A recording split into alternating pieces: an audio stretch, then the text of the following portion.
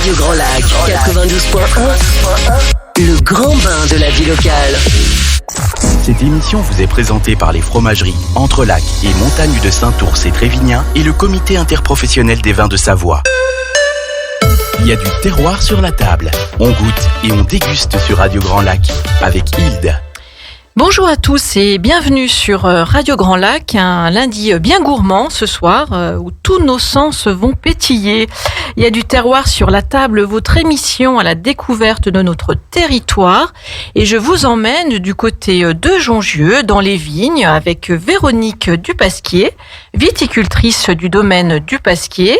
Puis c'est Magali, apicultrice à Aix-les-Bains, et son magasin au Trésor de Miel. Et oui, allons découvrir ce monde des abeilles. Et une belle découverte dans cette émission, ce sera avec Thierry, le sens des Alpes à Sainte-Hélène-sur-Isère et ses notes de sapin, mais pas que. C'est vrai que vous êtes aussi très sympa. N'est-ce pas ?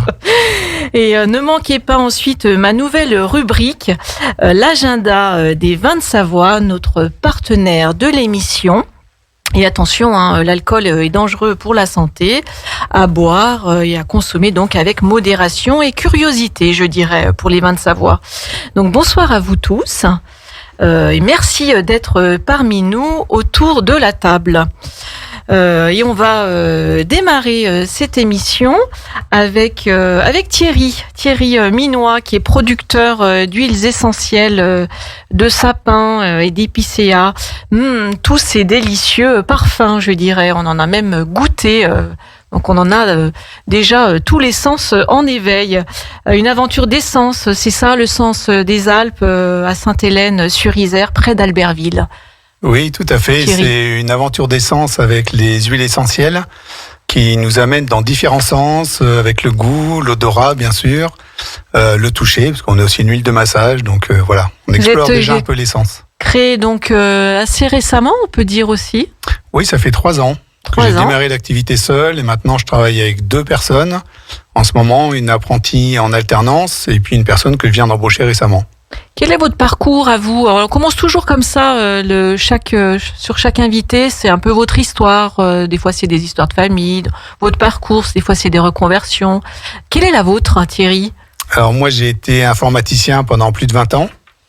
Et il y a un jour où j'ai eu envie de faire autre chose, qui ait plus de sens pour moi, d'où déjà le nom de l'activité, et puis qui me rapproche de mes vraies valeurs, quoi. Me rapprocher déjà de la nature, des plantes et des arbres, et pouvoir mettre en avant aussi les valeurs qui m'animent au quotidien. Donc on peut dire ce sont des ressources végétales, donc à portée de main. Forcément, ça intéresse certains. Vous, ça a été le cas, peut-être d'une nature généreuse aussi. Comment ça s'est un petit peu développé tout ça ? En fait, il y a un jour où j'ai décidé d'arrêter mon métier d'informaticien, de faire autre chose qui ait plus de sens. Et là, j'ai recherché une activité qui me plaisait. Et je suis arrivé en rencontrant quelqu'un sur cette idée de projet. Quelqu'un qui fait ce genre d'activité aussi dans le massif du Jura, qui est dans le département du Doubs. Son activité s'appelle Aroma Comtois. Il fait des huiles essentielles de sapin et produits dérivés qui ressemblent un peu à ce que je fais. Oui. Donc, je me suis formé avec lui, avec d'autres personnes chez qui je suis allé travailler. Et donc, ce qui me plaît dans cette activité, c'est de récolter des branches en forêt qui ne sont pas utilisées, qui se transforment en humus. Mmh. Donc, on travaille sur les lieux de coupe. On va chercher des branches qui sont plutôt à la cime de l'arbre. Donc, d'où les lieux de coupe, forcément. On va pas prélever sur les arbres vivants. Et on profite de ces coupes pour récolter les meilleures branches où il y a des belles aiguilles, parce qu'on va distiller l'aiguille. Ouais. Et puis, on en extrait les huiles essentielles, donc de sapin et l'épicéa, qu'on mélange jamais, bien sûr. Et puis, on en fait tous ces produits qui sont très intéressants et qu'on essaie de faire découvrir au grand public, parce qu'on se rend compte que c'est pas très connu. Il y a une différence énorme entre l'épicéa et le sapin. Alors, on arrive à les identifier facilement. En termes d'huile essentielle, vous voulez dire ? En termes de visuel, quand vous récoltez justement. Oui, alors c'est très différent. Le sapin, il se reconnaît bien parce que dès qu'on retourne les aiguilles, on a deux petits traits blancs argentés. D'accord. Sous le sapin, les aiguilles sont disposées plutôt en peigne sur la branche, donc de chaque côté, alors que l'épicéa, il va être de couleur unie. Les aiguilles sont distribuées plutôt en brosse et les aiguilles d'épicéa sont un peu plus pointues et c'est plus arrondi sur le sapin. D'accord. Et il y a la couleur du tronc aussi qui est différente. Donc, vous faites votre récolte et Tout à ensuite, fait. vous avez... comment ça se passe? C'est un laboratoire, c'est une ferme, c'est une grange. Comment on peut appeler ça dans votre métier? Alors, déjà, pour la petite histoire, je suis installé dans une ancienne école maternelle, dans le rez-de-chaussée. Ah, Donc, mon atelier, intéressant. toute la production est dans une ancienne école maternelle, donc à Sainte-Hélène-sur-Isère. Et donc on rappelle que c'est près d'Albertville, hein. On reste Exactement. sur la Savoie. voilà, ouais, c'est juste à côté d'Almerville. Et donc, quand on récolte les branches en forêt, on les broie toujours sur place. Donc, on ramène du broyat de sapin ou d'épicéa. Et dès qu'on a fait la récolte, donc à la mi-journée, on fait le broyage. Et on revient tout de suite pour distiller dans la foulée, parce que le broyat, il va s'abîmer en fait. Il va surtout fermenter et du coup se transformer. On va perdre de molécules aromatiques. Donc, il faut distiller assez rapidement. C'est pour ça que nous, on fait tout dans la foulée. Donc on récolte, on broie et on distille. On distille, c'est une distillation à la vapeur. On a une chaudière qui a été fabriquée en Haute-Savoie, chaudière à vapeur basse pression, hein, comme on fait pour la distillation d'huile essentielle. Et elle fonctionne à l'huile végétale recyclée. Donc c'est Trialp qui est à Chambéry, qui collecte des huiles de friture et qui les microfiltre. Et ça sert de combustible. Donc on a déjà une matière recyclée au départ pour faire la vapeur. Et puis une fois qu'on a distillé aussi, on a le broyat qui nous est plus utile. Et donc là, on a des personnes qui viennent le chercher pour l'utiliser en paillage sur des petits fruits ou bien en compostage pour du maraîchage. C'est très intéressant, hein. On essaye d'être dans une boucle locale. Une économie circulaire. Exactement, voilà. Pour moi, c'était logique de chercher ce genre de choses, quoi. D'accord. Ensuite, donc on parlait d'huile essentielle. On peut revenir un petit peu sur qu'est-ce que c'est qu'une huile essentielle et à quoi justement ça sert. Alors les huiles essentielles, c'est des molécules aromatiques à 100%. On connaît aussi l'hydrolat, on exploite aussi nous l'hydrolat. Donc quand on distille, c'est la vapeur qui est condensée, en fait, c'est l'hydrolat qui supporte aussi l'huile essentielle, mais qui est plus légère. Du coup, on va les séparer par la densité, en fait, la différence de densité. Donc de l'hydrolat, on a de l'eau, c'est ça? L'hydrolat, c'est l'eau de distillation, mais qui s'est chargée de molécules aromatiques, des molécules un peu différentes de celles qu'on a dans l'huile essentielle, mais qui sont des dérivés de ces molécules. Donc on va retrouver à peu près les mêmes propriétés dans l'hydrolat et les huiles essentielles. Et sur le sapin et l'épicéa, on n'a pas de différence en termes de propriétés. C'est vraiment au niveau du parfum qu'on a des différences. Au niveau propriété, ça va dégager les voies respiratoires, booster les défenses immunitaires. Donc ça aussi bien l'huile essentielle que l'hydrolat. Et puis, en application locale d'huile essentielle avec de l'huile végétale, on va pouvoir calmer les douleurs articulaires, musculaires, les inflammations également, parce que c'est reconnu pour être anti-inflammatoire. Donc là, sur le sapin et l'épicéa. Hein. Les deux, voilà. Les deux. Nous, on fait une huile de massage au sapin parce que le parfum est un peu plus doux et du coup, ça convient mieux à plus de personnes. Et donc là, c'est vraiment une huile qui est adaptée pour toutes les douleurs locales, qu'elles soient chroniques ou pas. Les inflammations, les gens qui ont des problèmes de dos, je leur dis avant d'aller voir l'ostéo, on va en mettre pendant 3 jours, ça va préparer le terrain. Vu que ça calme les douleurs, ça détend également. Et puis, on l'utilise beaucoup aussi en récupération musculaire après l'effort. Donc, tous les gens qui font du trail, des gros efforts, si on n'a pas l'habitude de faire de la rando pour éviter les courbatures, etc. Donc, c'est vraiment assez polyvalent. Et au niveau douleur et même l'inflammation, ça remplace la Gaultieri que les gens utilisent beaucoup en huile essentielle, mais qui n'est pas fabriquée en France. D'accord. Voilà. Donc, qu'est-ce que vous avez d'autres comme... donc, cette huile essentielle, vous allez la mettre sur d'autres produits ensuite, la travailler sur d'autres produits, c'est ça? Tout à fait, parce que l'huile essentielle pure, on la vend en flacon. Au départ, vous avez démarré avec les huiles essentielles, et puis petit à petit, en 3 ans, malgré la crise Covid, qui a dû faire mal aussi autour de la table, certains ont bien aussi subi. Donc, vous avez développé d'autres produits. Oui, c'est ça. Dès le départ, en fait, je suis parti sur une petite gamme que j'ai agrandie par la suite. Mais j'avais déjà les huiles essentielles, l'huile de massage pour les douleurs et fatigues, le baume respiratoire qu'on va mettre sur le torse, le parfum assainissant qu'on met dans une pièce pour assainir l'air, qui masque très bien les odeurs en laissant un parfum très léger et frais. On va aussi l'utiliser dans les chaussures pour désinfecter. Il y avait également les savons solides, savon liquide main et gel douche. Et puis j'ai étendu la gamme par la suite avec le sirop, avec les 2 huiles essentielles, qu'on boit avec de l'eau, sirop alimentaire, qui s'utilise très bien en cocktail aussi. On a mis une petite recette sur le site web. Et puis on a la bière. Donc ça, c'est une collaboration avec les Funambules qui sont à La Rochette, Oui. qui font des très bonnes bières bio. Donc on s'est associés en fait pour faire une bière en commun qu'on vend chacun de notre côté, qui s'appelle au sapin et épicéa, qui s'appelle la Mister Tree. Et donc ça, c'est vraiment une collaboration qu'on a entre nous. Et là, on est en train de travailler sur une limonade au sapin ensemble. Voilà. Alors, on rappelle avec qui c'est ? Les Funambules. Les Funambules. La microbrasserie Les Funambules à la Croix de la Rochette. D'accord. Voilà. Après, donc, vous parliez tout à l'heure de savon. Alors, un savon, il y a besoin d'une autre matière. Quelle va être cette recherche, justement, que vous allez faire toujours sur du local Alors, sur le savon, l'huile essentielle, c'est un parfum. C'est juste un parfum. Moi, je mets pas en avant de propriétés thérapeutiques. Mais la base du savon, c'est vrai que c'est des huiles, en fait, qui vont réagir avec de la soude caustique pour créer du savon et de la glycérine. C'est une réaction qui se fait naturellement à froid. Et bah là, en ressources, on est obligé d'aller un peu plus loin parce qu'on utilise de l'huile d'olive. Et l'huile d'olive française, c'est très cher pour faire des cosmétiques. On ferait un savon qui serait à 12 ou 15 euros, donc on peut pas se permettre de faire ça.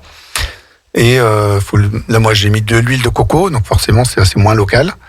Mais j'essaye de rester dans du local au maximum dans mes produits. Et j'y arrive avec l'huile de massage parce que j'ai une huile de tournesol qui est produite dans l'Ain. D'accord. Voilà, par une productrice qui est bio.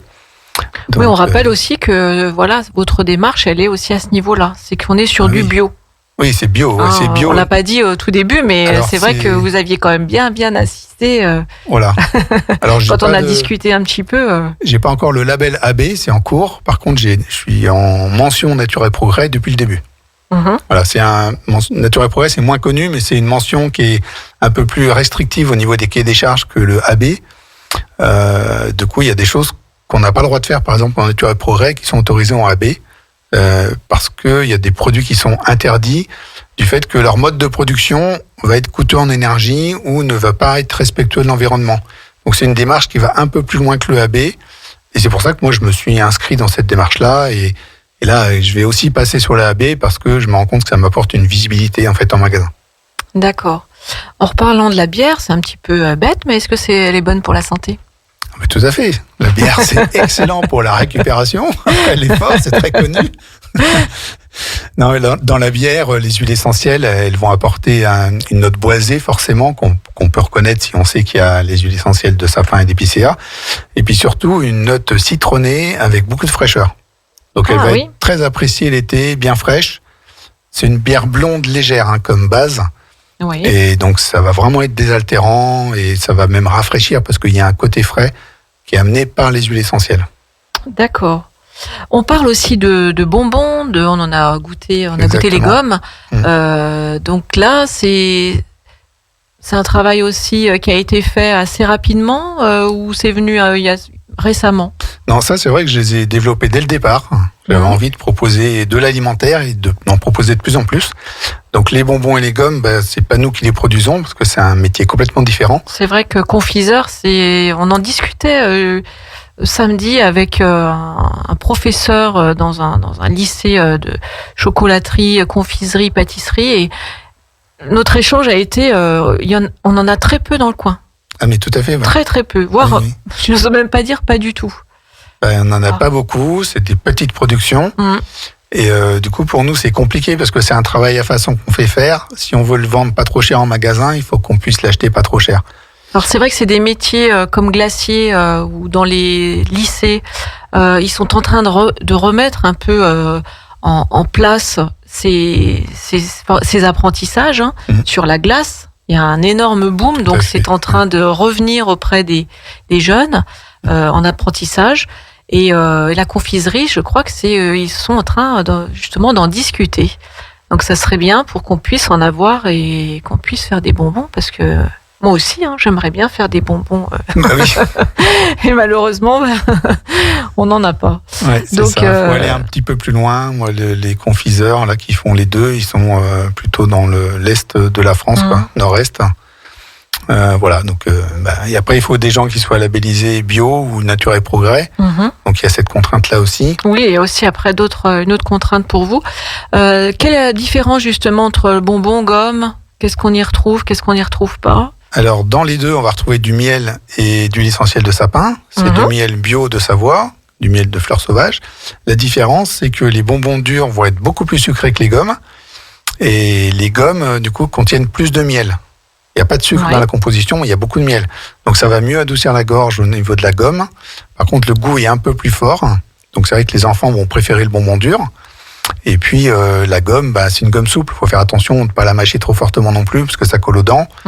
Mais pour l'aspect bien-être, on va dire, sur la gorge, on va plus utiliser la gomme. Donc là, j'en ai goûté une, ça veut dire que je vais avoir une belle voix encore. Mais là, vous avez une voix magnifique. Ce soir, encore mieux alors. On va bien tous se fournir en gomme. Donc là, on va y mettre un petit peu d'huile essentielle, c'est ça ? Oui, c'est vraiment un faible dosage. Un faible dosage. Ça suffit pour apporter le goût, parce qu'avec l'huile essentielle, on est sur un produit très puissant. Et puis en alimentaire, je voulais juste dire aussi qu'on peut vraiment faire plein de choses avec. Moi, j'ai commencé à la proposer à des restaurateurs, qui vont peut-être l'utiliser. Sur Albertville, il y a un chocolatier glacier qui utilise l'épicéa dans des chocolats et le sapin dans une glace. Voilà, il a d'autres idées aussi, il va développer d'autres produits, je pense, avec. Donc il y a vraiment plein de choses à faire en alimentaire. Moi, j'ai plein d'idées en fait. Et par rapport à votre récolte, il se dégage beaucoup de quantité d'huile essentielle. C'est des choix que vous faites sur la quantité de récolte pour l'huile essentielle que vous allez travailler. Comment ça se travaille Alors, à chaque récolte, on essaye de remplir l'alambic. On a un panier de distillation qui fait 1 mètre cube. Donc, il faut beaucoup de branches. Parce qu'après, il faut la travailler, l'huile essentielle, il faut la vendre, il faut la... Voilà. Ah oui, alors c'est pas un problème pour l'écouler ou. Il n'y a pas de problème. Le problème, c'est plutôt de pouvoir en produire suffisamment, quoi. D'accord. Voilà. La problématique est plutôt là parce que j'ai aussi des demandes de professionnels, notamment des savonniers, savonnières, qui me demandent pour acheter de l'huile essentielle. Aujourd'hui, je peux pas en fournir à quelqu'un d'autre, sauf des petites quantités, quoi. Il y a quelqu'un qui m'a demandé 100 millilitres, bon, c'est faisable. Mais je peux pas fournir de l'huile essentielle au litre actuellement parce que j'ai pas suffisamment de production. C'est pour ça aussi que j'ai embauché quelqu'un pour pouvoir plus produire d'huile essentielle. Et donc après, être plus à l'aise déjà pour faire nos produits et puis pouvoir en revendre en vrac au litre. Voilà. D'accord, très bien, alors ça on a bien compris. Moi je dirais que c'est quand même de la magie, ce savoir-faire. Je ne sais pas ce que vous en pensez, Magali et Véronique, qui sont aussi dans le fruit, dans le miel, les abeilles. C'est vraiment un beau savoir-faire. Ah oui, tout ce qui, pour moi en tout cas, tout ce qui provient de la nature est magique en fait. En plus, il a des belles démarches de valorisation de cette économie. Où est-ce qu'on retrouve vos produits, Thierry ? Alors nos produits. Vous avez un très beau site internet, qui exactement, sur le site web. Alors moi, comme je dis aux gens qui habitent par ici, le site web c'est pas fait pour les locaux en fait, c'est fait pour les gens qui sont de passage et qui veulent retrouver les produits après. Localement, il y a beaucoup de magasins bio qui ont nos produits et des magasins de producteurs également. Donc j'invite les gens à aller voir dans les magasins. On a sur le site web, on a les points de vente qui sont listés. On peut en citer 2-3 par ici Oui, sur Aix-les-Bains, il y a la Biocoop de Drumeta, par exemple. Après, en allant sur Chambéry, il y a la Biocoop de la Motte Servolex, les Biocoop qui sont dans Chambéry, les magasins Eau Vive également, magasins de producteurs de la Motte Servolex, la Ravoire Paysanne. Et après, sur Albertville, il y a les magasins bio et Saveurs de nos fermes, qui est un magasin de producteurs également. On va jusqu'à Grenoble.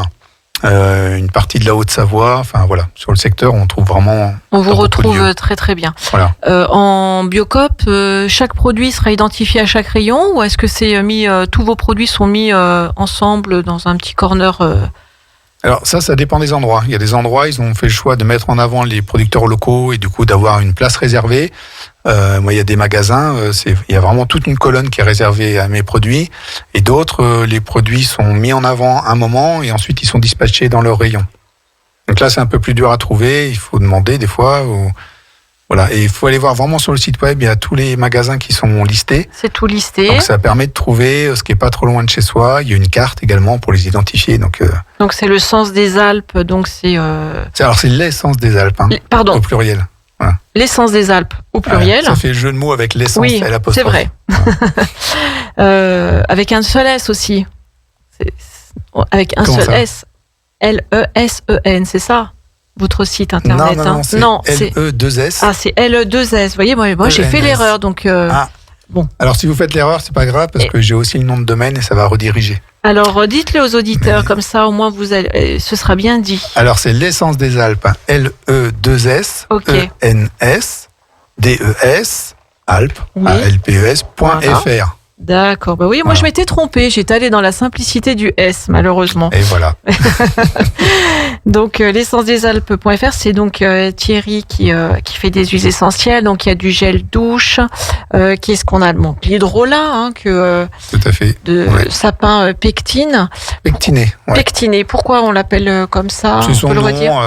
C'est son nom français, on va dire quoi. Sapin pectiné ou sapin blanc. C'est Abies alba, c'est son nom scientifique qui permet de bien l'identifier. J'ai vu que l'hydrolat aussi, donc c'est celui-ci qui est très bon pour l'acné. Exactement, l'épicéa. L'épicéa. Très bon pour l'acné, puisque en fait, il va permettre de réguler la production de sébum. Donc, il va traiter l'acné, mais aussi tous les problèmes de peau grasse et de cuir chevelu aussi. Et ça s'applique donc en extérieur? Tout à fait, oui, on va l'appliquer avec un coton. Sur les boutons ou sur les endroits où on a la peau grasse en fait. Donc acné, forcément, on dit ado. Ouais. Donc c'est bien adapté pour. Moi, j'aurais peur, à vrai dire, sur les huiles essentielles avec les enfants, mais j'ai lu que non, ça se fait. Alors les huiles essentielles, bien sûr, à n'importe quel âge, il faut savoir les utiliser. C'est ça. Celles-ci, tout ce qui est résineux, il y a des molécules dedans qui fait qu'on va pas les ingérer pures. On peut très bien les utiliser en alimentaire, ça se fait bien, mais c'est des faibles dosages. On a mis d'ailleurs sur notre dépliant au dos des idées de recettes, avec la mousse au chocolat au sapin, par exemple, la crème brûlée au sapin, les cookies chocolat sapin. Donc ça s'utilise très bien comme ça. Par contre, on l'ingère pas pur. Et voilà, pour répondre à votre question, pour les enfants, c'est à partir de 7 ans. À partir de 7 ans. On peut les utiliser pour les huiles essentielles, mais les hydrolats, c'est à partir d'1 an. D'accord. Il n'y a aucun problème avec les hydrolats. C'est de l'eau en fait qui s'est chargée d'un peu de molécules aromatiques, mais c'est un pourcentage très faible.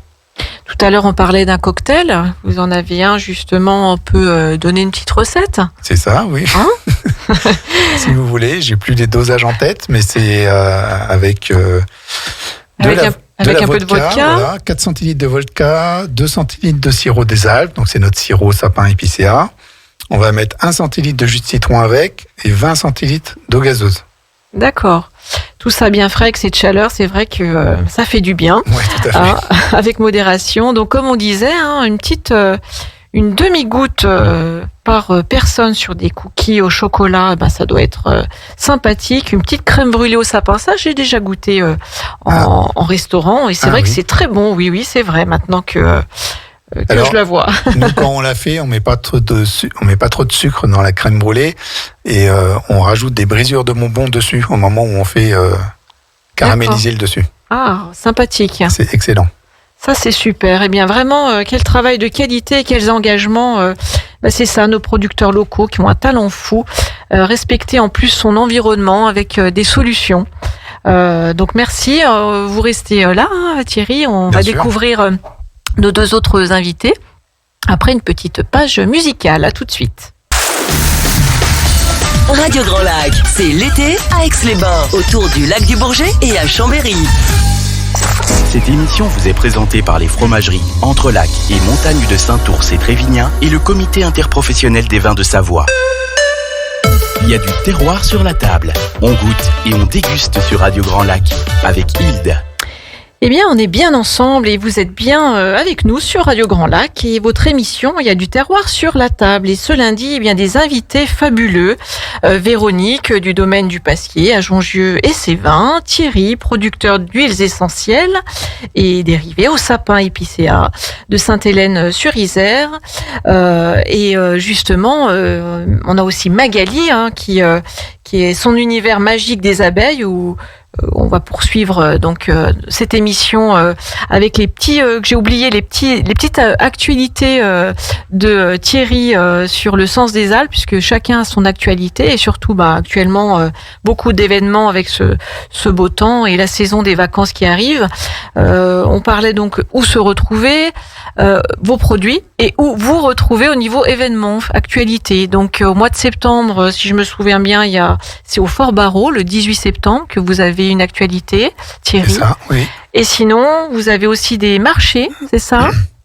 Oui, alors le 18 septembre, déjà, c'est un événement qu'on organise avec le syndicat des producteurs de plantes aromatiques et médicinales des 4 départements, Savoie, Haute-Savoie, Ain et Isère. Donc ça, c'est un événement qu'on fait tous les 2 ans. Donc c'est vraiment l'endroit où on va trouver des plantes, des produits dérivés de plantes, des conférences, enfin plein d'animations.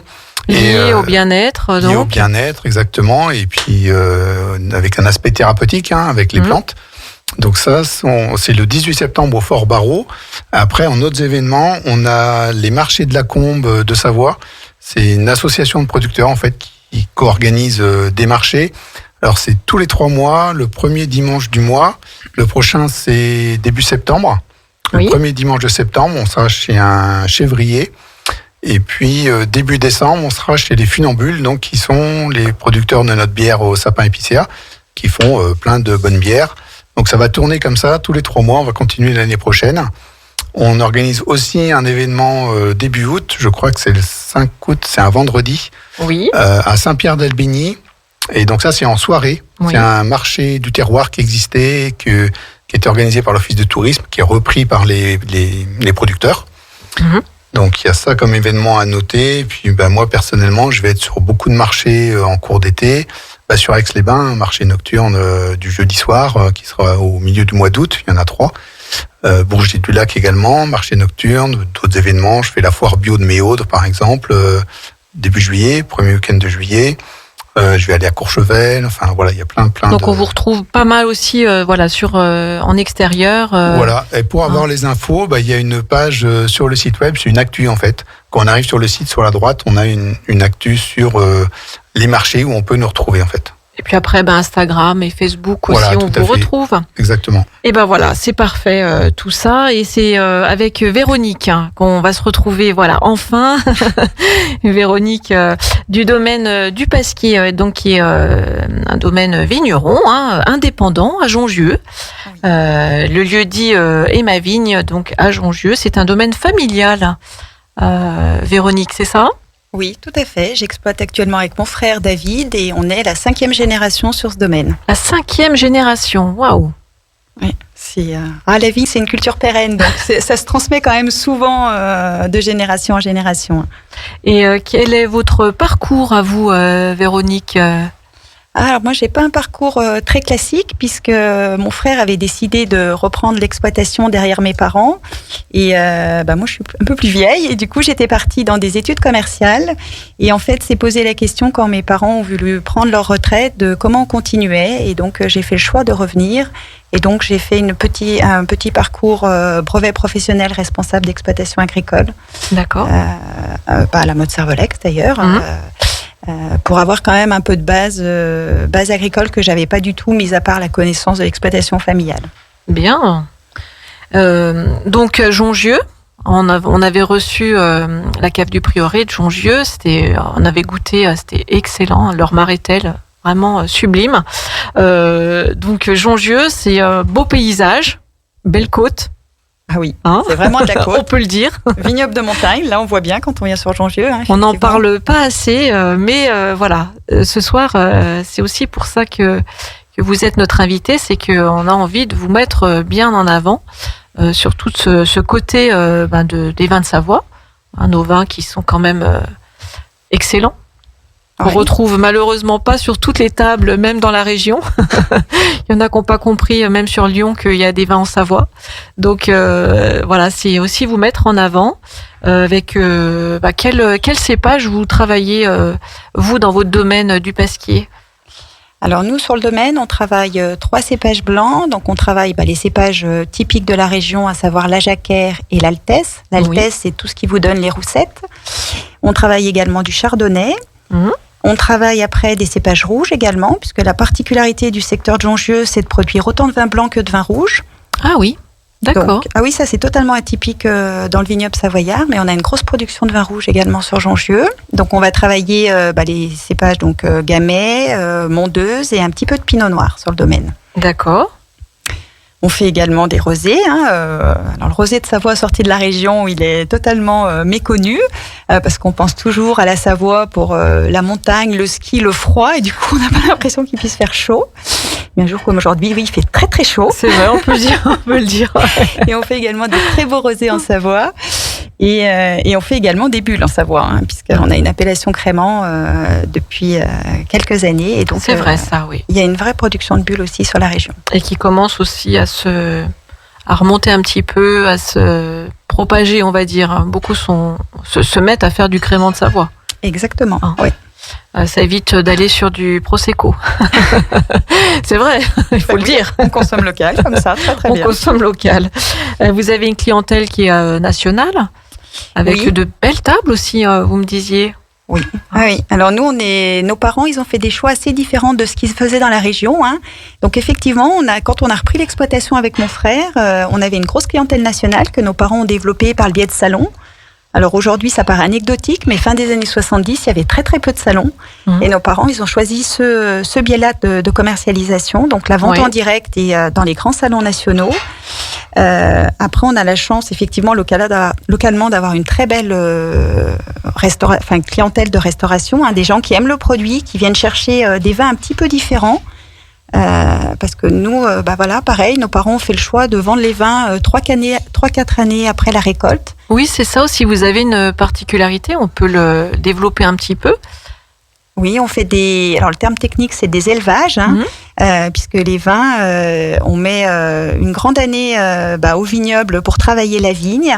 Après, donc, on récolte tout manuellement, et après, on va passer une grande année en cave pour élaborer le vin.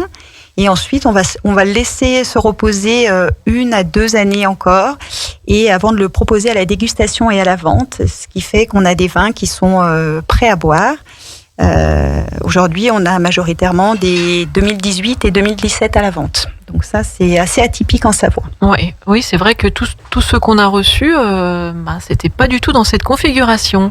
Oui, mais c'est la différence qui fait la richesse d'une appellation après. Donc on le retrouve forcément en table gastronomique en millésime. Alors oui, alors après, on a certaines cuvées qui peuvent se garder très très bien. Et là, les tables gastronomiques vont nous proposer en accord au verre ou en accord sur des cuisines assez fines, effectivement. En termes de cépage, sur tous, vous travaillez de cette façon, ou que sur du rouge, ou que sur... Alors on élève tous nos vins. Donc, ils sont tous travaillés de la même façon, effectivement. D'accord. Par contre, si on parle de potentiel de garde, chez nous, c'est l'Altesse. C'est le cépage prioritaire de la maison, avec notamment le terroir de Marétel. Et puis après, c'est les Pinots et les Mondeuses qui vont vraiment gagner à se garder un peu plus. D'accord. Actuellement, dans votre vigne, quels travaux vous avez en extérieur ? Alors là, la vigne, elle a beaucoup d'avance, comme toute la nature. Donc, on a presque terminé le relevage. Et donc, le relevage, c'est fait de dresser les rameaux de vigne dans le palissage. C'est-à-dire, techniquement, vraiment les mettre debout. D'accord. Et puis après, donc le terme technique, c'est on rogne, c'est-à-dire qu'on coupe le sommet de la vigne. Mais là, avec les grosses chaleurs qu'il y a en ce moment, la vigne, elle souffre beaucoup du manque d'eau, et donc on évite de trop intervenir. Donc on est en train de finir le relevage, et puis après on espère avoir un petit peu de pluie, et puis surtout qu'elle soit un peu plus frais la nuit, parce que là, notamment dans les coteaux de vigne, il y a vraiment une baisse de régime. Jongieux, pas eu de grêle récemment, donc il y a une quinzaine de jours, je crois, non, c'est ça ? Non, là on a échappé à ce jour sur ce millésime à toutes les catastrophes. On espère, touche vite du bois, parce qu'il annonce des orages pour la fin de la semaine. Vous faites aussi partie d'un collectif de femmes vigneronnes. Oui, tout à fait. Oui. Alors ça, je suis très contente que sur la Savoie, on ait pu monter le groupe des femmes vigneronnes, puisque c'est quelque chose qui existe dans beaucoup de grandes régions de France. Tout simplement parce qu'on s'est rendu compte que les femmes, elles prenaient de plus en plus de place dans les domaines. La preuve, il y a beaucoup de fratries qui aujourd'hui exploitent des domaines. Et en fait, elles étaient souvent peu connues, et elles se connaissaient pas parce qu'elles restaient, elles tenaient les caves, ou elles faisaient la partie administrative, et puis donc elles allaient ni dans les réunions, dans les choses comme ça. Et donc en Savoie, on a créé le groupe. Alors Savoie 1 Isère, parce qu'on est assez ouvert. Donc on l'a appelé les Altèches givrées. Altesse parce que ça reste le cépage propre à la région, et puis pour les femmes c'était pas mal quand même. Et givré, parce que la Savoie évoque à la fois la neige et donc le côté froid, et à la fois parce qu'on pensait qu'on allait vraiment en décaler en créant ce groupe-là. Voilà. Donc c'est des événements qui ont lieu tous les jeudis soirs, c'est ça ? Alors les événements, ça c'est sur mon domaine, effectivement. Tous les jeudis soirs, de mi-juin à mi-août, je fais une présentation donc du vignoble de Savoie, des cépages, du vignoble de Jongieu, de ma maison, avec une dégustation des 5 principaux cépages, accompagnés de fromages locaux et de charcuterie.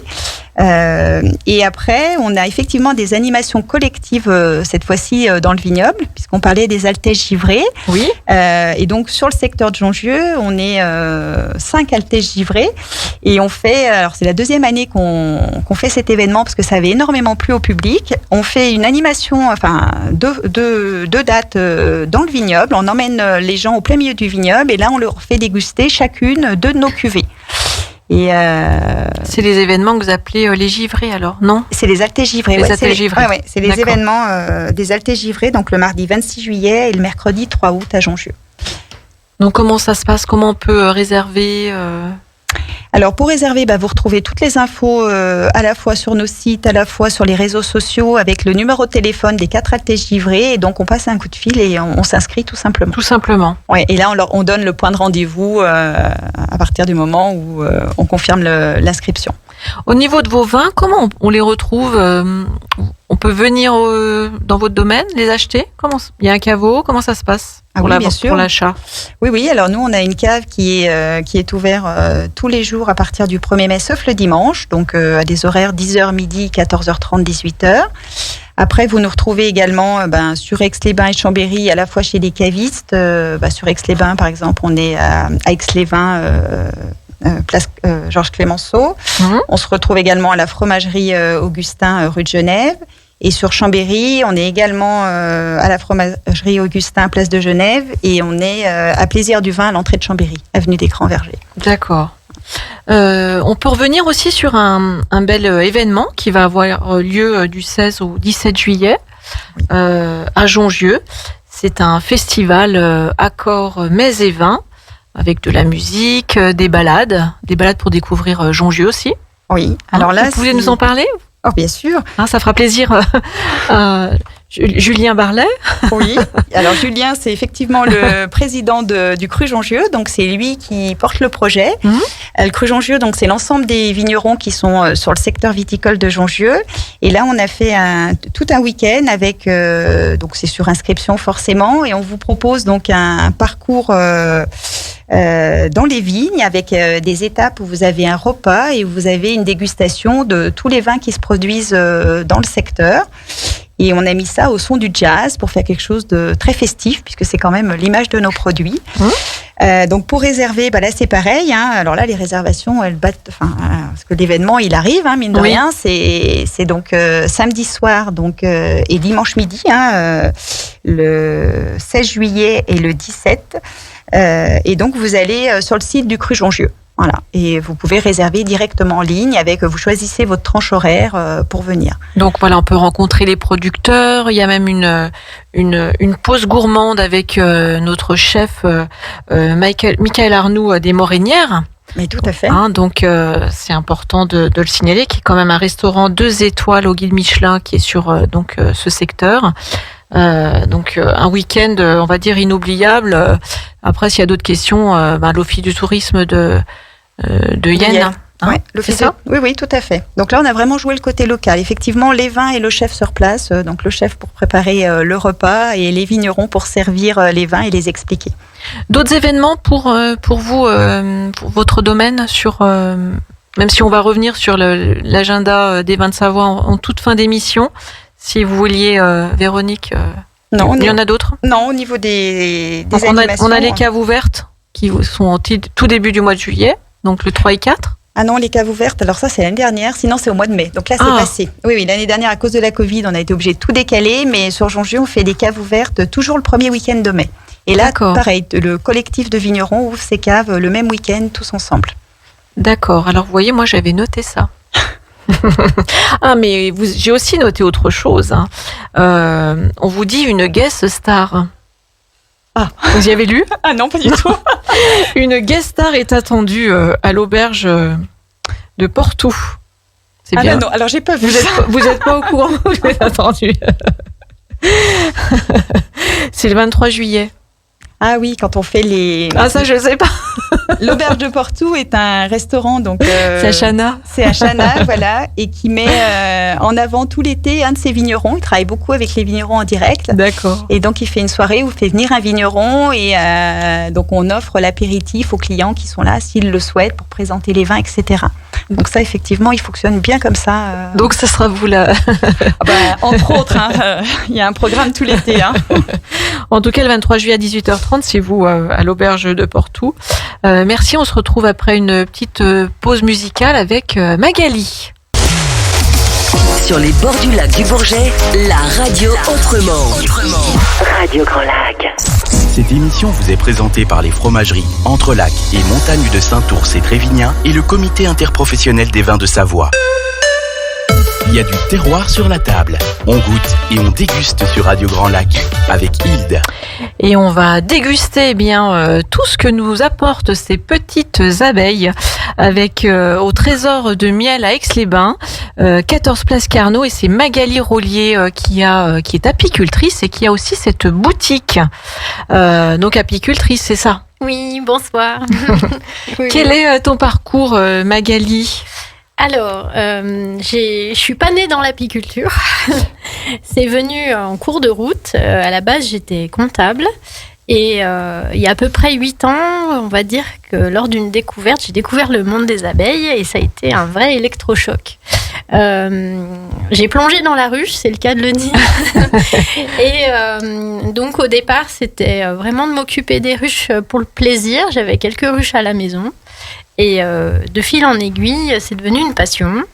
Et donc, c'est plus une reconversion professionnelle. D'accord. Il y a 2 ans et demi de cela, j'ai stoppé mon métier de comptable pour vraiment vivre de cette passion-là. Donc, de ce monde des abeilles. C'est ça, exactement. Donc, j'ai augmenté mes cheptels, mes nombres de ruchers. J'ai plusieurs ruchers sur Aix-les-Bains, également sur la Haute-Savoie, parce que je suis originaire de Haute-Savoie à la base, du secteur de Passy. Et voilà, donc j'ai créé différents ruchers en augmentant petit à petit. Et plutôt que de me lancer vraiment dans l'apiculture professionnelle, j'ai fait ce choix de garder un lien particulier avec les abeilles, d'en avoir un petit peu moins, mais d'ouvrir une boutique à côté pour représenter donc les miels de ma production, mais pas que, et travailler avec d'autres producteurs, en fait, à la fois du local aussi, mais surtout des miels du monde. C'est cette particularité de la boutique, en fait, où on retrouve différentes variétés de miel. Alors, on développera un petit peu la boutique. On va reparler justement des abeilles. Donc, tu installes donc tes ruchers dans des endroits que tu as sélectionnés, choisis. Oui, c'est ça. Lors de balades, je fais pas mal de randonnées, j'aime beaucoup être dans la nature. Et du coup, je repère des lieux intéressants pour les abeilles, parce qu'il faut savoir que les abeilles recherchent vraiment des plantes mellifères, donc on peut pas les installer non plus n'importe où. Surtout pour les aider, en fait, vu qu'elles rayonnent dans un rayon de 3 km. Plus elles ont de la nourriture proche et moins ça les fatigue. Donc comment ça se passe, à vrai dire? Tu installes ces ruchers, à l'origine il y a rien du tout dedans? Il y a rien. Oui, c'est des terrains, donc je repère le terrain, je me mets en lien avec le propriétaire. J'ai jamais eu de refus jusque-là. Généralement, au contraire, ils sont même contents d'avoir des ruches sur leur propriété. Ça aide aussi à polliniser tout le secteur, donc c'est intéressant. Et voilà, donc il n'y a rien et on installe... moi, je les mets sur des plots et voilà, j'installe les ruches. D'accord. Voilà. Donc après, qu'est-ce qu'elles font, ces abeilles? Parce qu'à vrai dire, elles travaillent. Oui.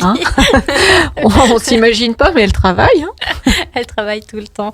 En fait, la vie d'une abeille est plus qu'intéressante. Au cours de sa vie, déjà, les abeilles d'été vivent très peu. Elles ne vivent pas tellement longtemps, elles vivent 45 jours. Oui. Et au cours de ces 45 jours, elles vont prendre les différentes casquettes de fonction dans la ruche.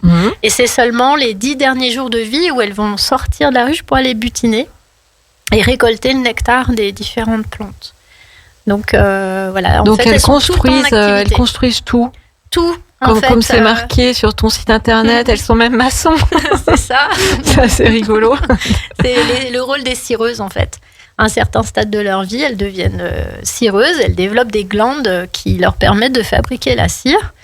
Et donc elles construisent les rayons de cire dans lesquels ensuite les ouvrières et butineuses viendront mettre le miel. Et alors qu'est-ce qu'elles font justement avec cette reine, ces abeilles ? Alors, c'est elle-même qui élève la reine, en fait. Oui. Lorsqu'il y a un besoin de... Soit la ruche est ce qu'on appelle orpheline, s'il n'y a pas de reine, ou lorsque la reine a besoin d'être changée, elles le font naturellement. Elles élèvent elles-mêmes une reine, elles construisent un cocon royal, donc c'est un autre cocon spécial, et elles nourrissent exclusivement la gelée royale. D'accord. La reine, elle vit. Elle vit plus de temps. Oui. Elle peut vivre jusqu'à 5 ans. 5 ans. Et donc, c'est la reine qui s'occupe de pondre. Une fois qu'elle naît, en fait, elle va effectuer son vol nuptial, où elle va se faire féconder par des milliers de bourdons.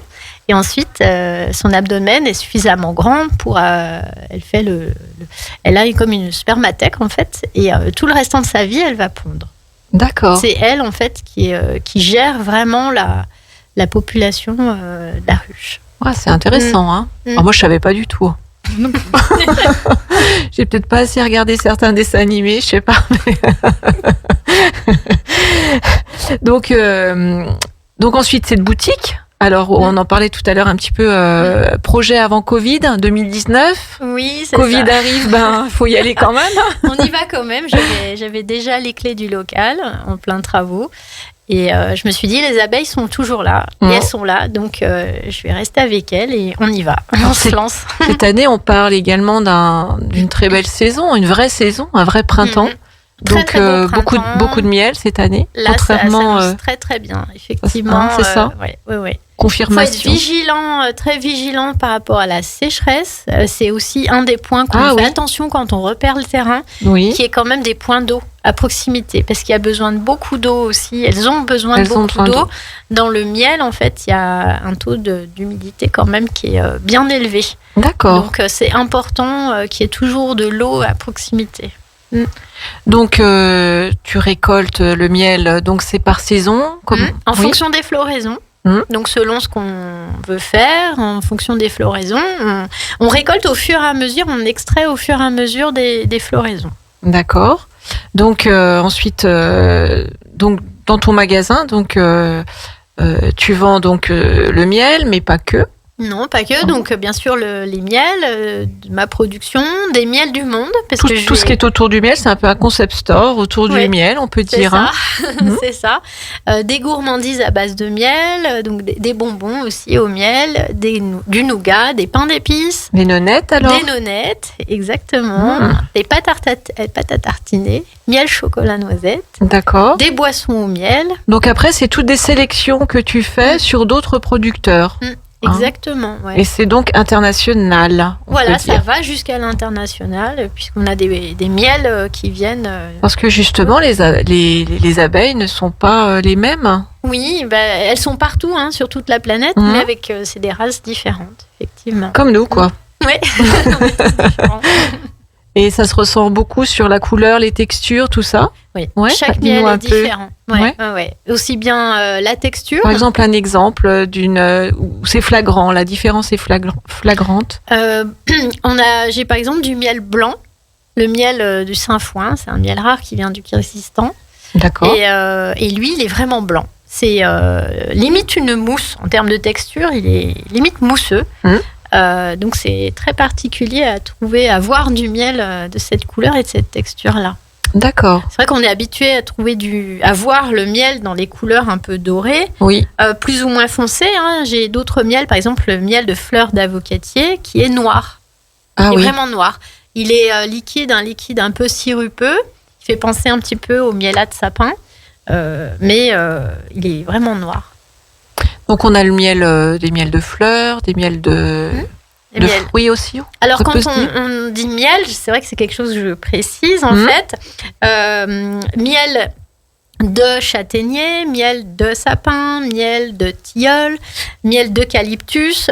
C'est toujours les fleurs de qui sont butinées. Donc quand on a le petit article de, c'est vraiment du pur miel normalement, ou donc ce sont les fleurs de qui sont butinées.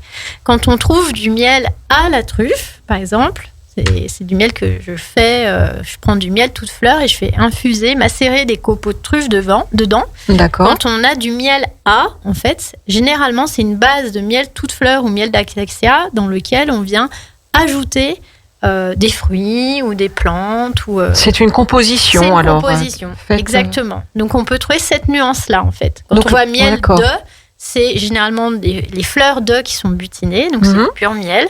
Quand on a du miel à, miel à la truffe, miel au safran, miel à la figue, c'est du miel toute fleur, un miel très doux dans lequel on ajoute des fruits ou des plantes. Miel à la truffe, curiosité, hein. Oui, on fait, c'est une recette en fait créée, et on prend donc du miel toute fleur, on fait macérer des copeaux de truffe dedans. Donc on a à la fois le sucré, la saveur sucrée du miel, et on retrouve le goût de la truffe, donc assez terreux, un peu salé. C'est un parfait mélange qui va très bien en cuisine, en accompagnement. Alors justement, en accompagnement, ça irait bien avec... Alors en accompagnement de fromage, déjà. Ensuite, salade, tomate mozza. Moi, je m'en sers aussi en cuisine. Les risottos, les omelettes, les pâtes.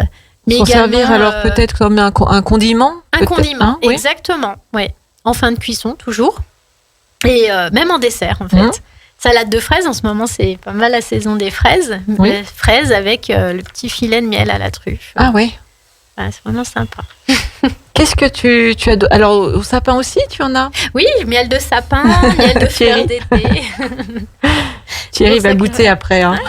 Je pensais que ça peut être une belle association. Ah oui, ça me donne envie, là. J'avoue. Même le miel à la truffe. Hein. Mais le miel à la truffe, c'est prévu. Petite dégustation à la fin. Qu'est-ce que tu as d'autre comme composition comme ça assez surprenante, parce que j'aurais jamais imaginé. Là, je suis en train de travailler aussi en projet du miel au safran. Donc prendre des pistils de safran qu'on sélectionne et puis on en a ici en local. Hein. Aussi, voilà. Donc ça, c'est quelque chose qui est dans la boîte à idées à mettre en place. Et également en partenariat, vu que je suis partenaire de Ex-Riviera, de faire le miel Ex-Riviera, avec les arômes en fait sortis d'Ex-Riviera. D'accord. Qui est assez menthe avec la menthe du lac. Donc voilà, faut trouver le bon dosage. Le bon dosage. C'est ça. Alors Magali, donc c'est au Trésor de Miel, c'est à Aix-les-Bains, et puis elle fait aussi des ateliers. On peut appeler ça comme ça. Oui. Ou atelier découverte de la ruche. On connaît tout sur l'univers des abeilles après. Si on revient, parce que peut-être qu'on a même envie de rester avec elle. Comment ça se passe et où ça se passe? Alors, je fais visiter une ruche, sur le rucher de Puny-Châtenot. J'ai choisi celui-là parce que je trouve que l'emplacement est vraiment très sympa, en forêt. Elles ont la vue sur le lac en plus. C'est un lieu vraiment apaisant. Et donc, ça dure à peu près 1h30. Je fournis les combinaisons. Donc, on met les tenues d'apiculteur pour être en totale sécurité, parce que justement, on va ouvrir la ruche. Et donc, je vais sortir les cadres un par un. On va être vraiment plongé et entouré d'abeilles. On va pouvoir découvrir des naissances, voir les œufs, à différents stades d'évolution des œufs et des larves. Si elle veut bien se montrer, on peut voir l'abeille. On peut peut-être la voir pondre. La reine, très bien. Ouais, la reine. Il suit. C'est bien. Et voilà, donc c'est une visite, je dirais, qui éveille vraiment les sens. Autant avec le miel, on a aussi les sens de développer, mais alors là, on est vraiment plongé et au cœur de la ruche. Et là, on peut être que juste là, en pleine conscience. On peut dire que le mental s'arrête. Quand on ressort, c'est un peu le retour des clients que j'ai. C'est un petit peu en état méditatif. Ouais. D'accord. Parce qu'on a vraiment tous les sens en éveil. L'odorat, parce que mine de rien, il y a beaucoup d'odeurs qui se dégagent de la ruche. L'ouïe, parce qu'on est entouré de bourdonnements. Certaines personnes peuvent être un petit peu réfractaires et un petit peu apeurées, parce que c'est vrai qu'il y a beaucoup d'abeilles. Et comme on est en totale sécurité, peut-être que présent. D'accord. Voilà. C'est vraiment fabuleux. Hein. Puis bien sûr, donc j'explique vraiment comment elles vivent, parce qu'elles ont vraiment une manière de vivre qui est... Je crois qu'on devrait vraiment s'en inspirer. Elles ont une conscience collective qui est impressionnante. Donc, c'est un monde magique. Quoi.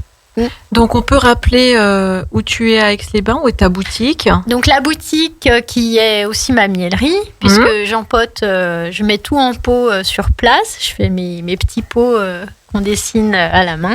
Oui. Et donc, c'est situé 14 place Carnot, Aix-les-Bains. D'accord. Sur la petite placette piétonne.